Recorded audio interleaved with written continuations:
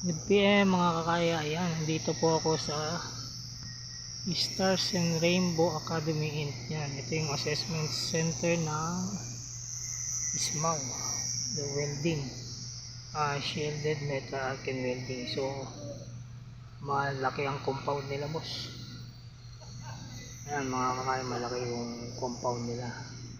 Magpapalista tayo para magpa-assessment tayo ng ISMAW in situ.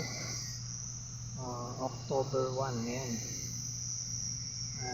Pa-schedule natin, hindi ko pa makita yung mga ko sa mga kapwa ko training, so dito muna ako naghintay habang naghihintay ako ng mga kasama ko. Yun, laki pala ng compound na to, Stars and Rainbow Academy. Dito to sa may Vitales, sa may Paranaque. Yan,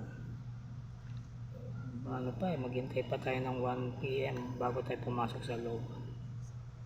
Yun mga kakaya, dito na ako sa loob, magpipil up ng form para sa assessment ng ISMAW NC2. Yan, dito ako sa parang conference nila. Yan, may aircon pa. Yan, tapusin ko lang itong form, fill upan ko lang siya.